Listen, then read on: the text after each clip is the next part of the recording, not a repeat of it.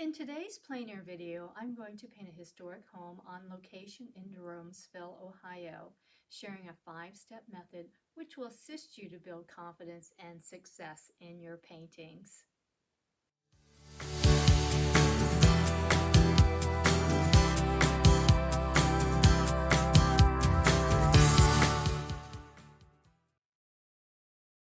Welcome, my name is Terri Meyer. This is where I share my knowledge of painting plein air in soft pastels. If this interests you, consider subscribing to my channel to be notified of future videos. In this video, I will be painting the scene of an Italianate home built in the 1890s, which is located in the charming village of Derwentsville, Ohio. I will be demonstrating a 5-step approach that will assist you in gaining confidence and success in your painting experience. Also, I've included a link that you can download, 16 tips to making your plein air painting a success, which is in the description below. Now, let's get started. Meet me back at the easel. The first step in creating a successful painting is working out your composition. And so I've taken the liberty to photograph the house at 3 different angles, and we're going to discuss each reference photo, the strengths and the weaknesses of the composition. The first is the frontal view, as you see here. The first weakness that I see right off the bat is the lighting on the house. There really is nothing. It's all in cast shadow, and it becomes kind of boring because of that. Even though you have nice architecture, your lighting is very poor on this reference photo. Placement of the house is good, as we have foliage to the left, drawing your eye into the house. We have a nice contrast of dark trees to the right, which hold your eye into the painting, so your eye doesn't go this way. It stops your eye. Plus you have the backdrop of the tree line in a distance, which takes your eye back toward the house.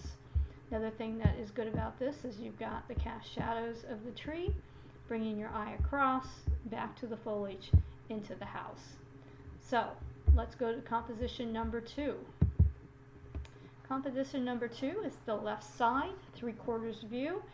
Nice design of the house. We have a soft foliage here to the left. We have, again, the tree to the right, keeping your eye from going out of the painting. And you have the backdrop of the foliage. You have a nice shadow across the front, bringing your eye across the front to the bottom of the house. Again, up into the foliage, back to the house. This side of the house is all in shadow, except you got a little light here. You've got some nice light to the front here. And this is the only piano really that's in shadow, this one right here. This is all in light. Porch is in light, all up through here. So the lighting on this is very nice. This is a good composition. I like it, and definitely is a contender. Plus you have a nice architectural design of this porch with the wrought iron fence above it. Now composition number 3. Okay, we have the right view, and we've got nice lighting on this one as well. It's lit from the right, and so this is all bathed in light here. So more than 50% of the house is in light, and you've got this little sliver right up in here as well. So I look at that first of all, and I look at the placement. These lines indicate the rule of thirds. So this is a third of the painting right here at these intersections. The horizon line is around the bottom third, which is good. You've got the foliage in the background. It's a soft versus a contrast to hard edges of the house, which is good. You've got the value difference. The house is the lightest, and the values support that. And then you've got the nice value shift here in the back tree line, and you have the trees here in the front that stop your eye from going this way, but brings your eye back into here. And then you've got this great design feature of a fence, which also kind of tells a little bit about the house. It's a country house, so it just adds details about the house without stating the obvious. And also another thing that I like about this fence is it's dark, so it will help play off the dark of the shutters on the house. So I think as far as the best composition, I'm going to go with this one because I like the light on the house. I like the angle. I like the fence. There's a lot of details in this. We've got a nice tree that adds to the design of the overall painting as well, saying this is an old house, this is an old tree, it's got history with the house. So this is where I'm going to derive my painting from, this angle of the house. So let's get started to the drawing and then the value sketch as step number 2. Now that I have my composition firmed up, I'm moving right into the drawing, just doing a very generic sketch, and then I'm taking that sketch and I'm putting in the values, the medium values, the darker values, and the light values. This will be the roadmap to the rest of the painting so I can start the color block in. Step 3, the color block in. This is where your painting comes to life.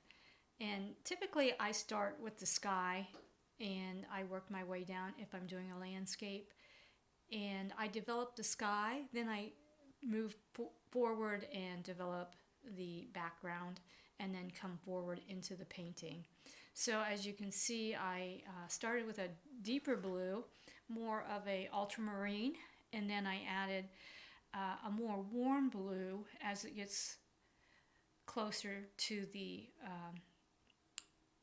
tree line, because it's as you get closer to the earth, it warms up, and so that blue changes and also becomes lighter if you're looking at a nice sunny day with a blue sky.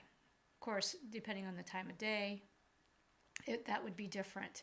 So what I'm doing is I'm laying in a very light gray for the clouds, and I'm using a blending stick, developing the clouds, and using a little darker value of purples at the base of the clouds. So it grounds the clouds and it makes them look like real clouds. Because if you ever notice, there's a lot of different colors in clouds.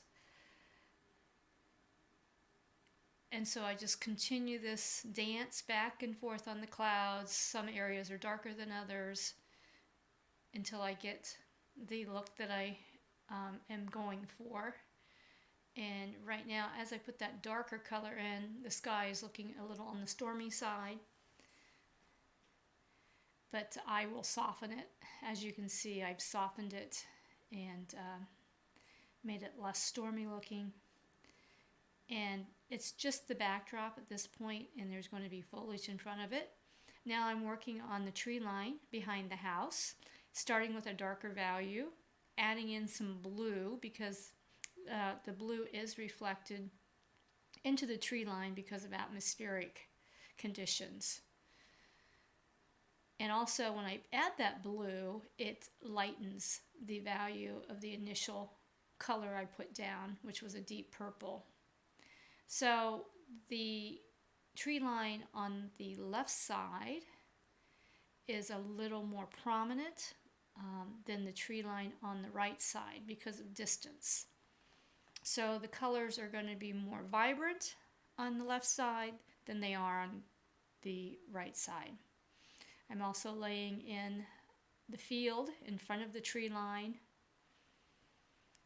It's being bathed in light. And since it is fall here in Ohio, I'm adding some browns into the tree line, some oranges and some yellows. And I'm lightening up that ground in front of the tree line with some of the light blue that I used in the sky, in the clouds, light blue, soft gray, to show that it's being bathed in light, and then darkening the transition as it comes into the grassy area of the lawn. Again, softening, putting in a little color, adjusting, and it's a dance throughout the entire painting.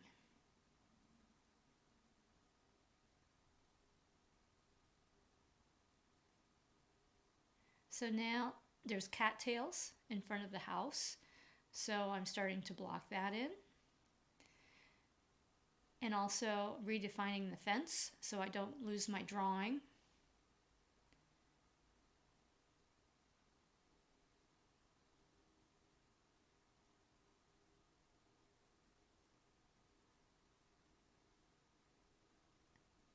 And there's highlights on the right side of the fence that I want to capture.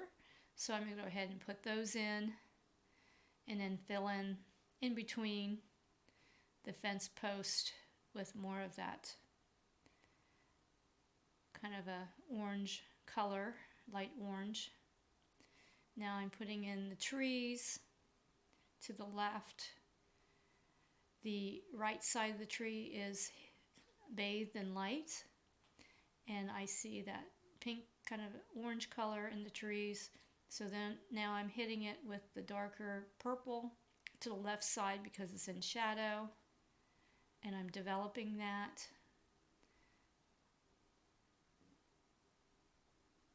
Again, hitting it with a little bit of light.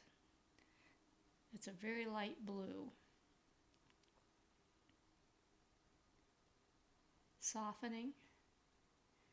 And now adding the foliage in the trees. And many times I start with the darkest value and then I work to the lighter value. And so that's exactly what I'm doing on this tree. I want it to stand apart from the backdrop of the tree line behind it. So there's the colors are a little warmer, a little brighter, more chroma, which is more color in the actual choices I'm making. Again, softening. Then I added some highlights. Now I'm working on the star of the painting, which is the house. And so just gently putting in that roof line with a medium to light gray and getting that established.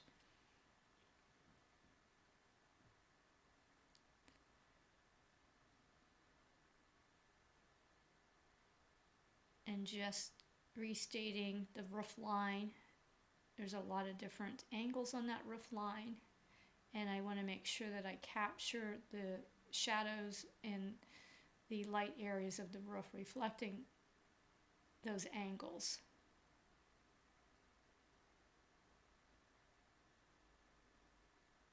Again, keeping things soft, even though the edges on the house are much sharper than the foliage. I still don't want to make it too sharp. Putting in the chimney, and then putting in the shutters, using a brighter green on the side of the house that's sunlit and a darker green on the shutters that are in shadow. And then the roof over the porch is a darker, almost a black, so I'm putting that in because that's all in shadow there.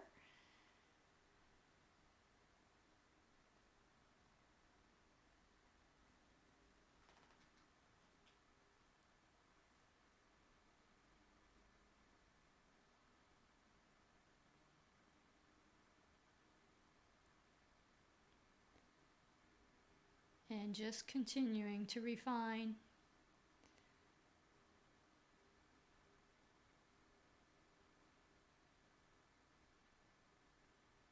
And the reason that I did not put in the light part of the house yet is because I did not want to lose my drawing with the location of the shutters.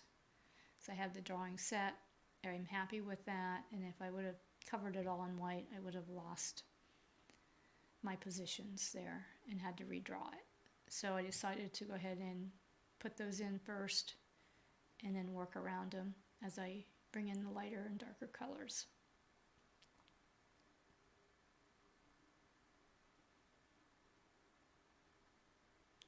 And then I use my pencils when I want to get a little more detail.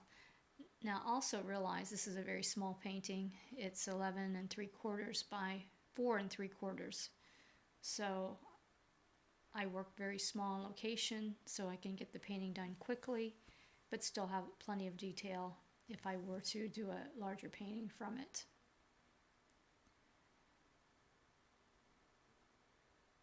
Now I'm putting in the windows. You just see splotches of dark squares basically. And I'll go back and I'll soften that when I get to the detailing stage, so it's not so harsh.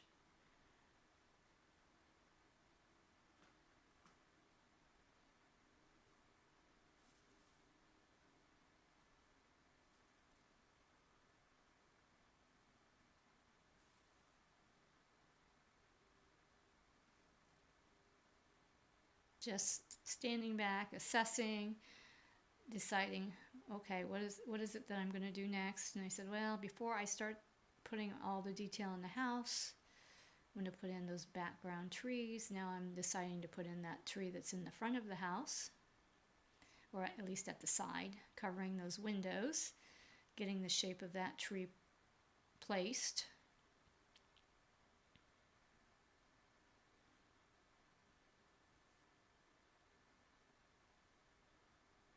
And getting as much of the white in there.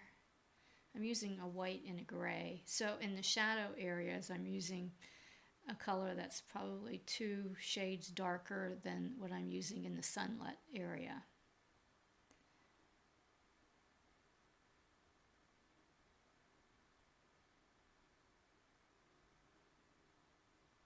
So it's coming together. If you notice, I did put some highlights on the roof as well. Now I'm restating the trunks of the tree. I want the branches as they go further out to be thinner and more delicate. Then I want the trunk of the tree to be more impactful. The tree says a lot about the age of the house and also the character of the house. Something that you would see in a rural area. So the tree looks kind of stark right now, but that's all going to change when I start blocking in the foliage.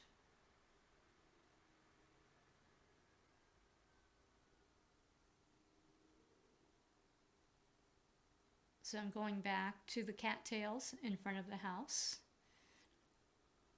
adding a little more depth dimension by varying the color and the value of the pastels that I'm using. But I still want some of that undertone to peek through.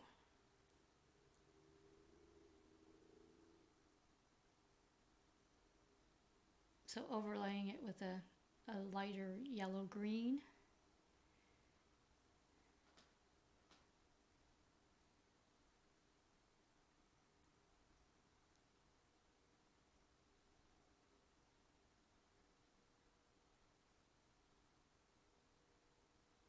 And just developing it, breathing life into it. Now I've decided that I'm going to go ahead and put the foliage in the tree.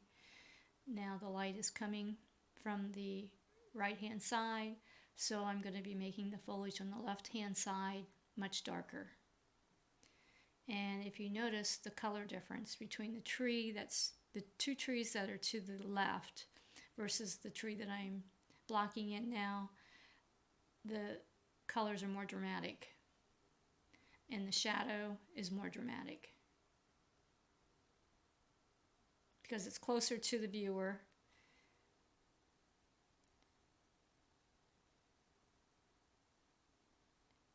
And so now I'm adding in some lighter colors to show the highlights.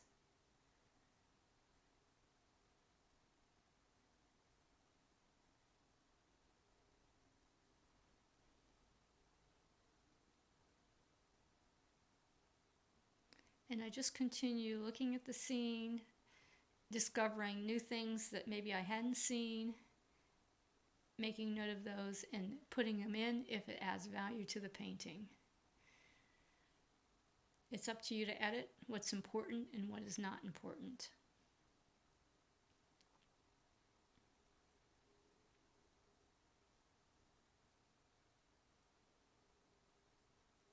So it's coming along nicely. I'm happy with the progress. I decided that I needed a few more sky holes in that tree, so I put in some blue there. So it wasn't just a solid mass. Now I'm restating that fence, and I'm looking at the house in relationship to my fence posts, making sure that I have them in the right position.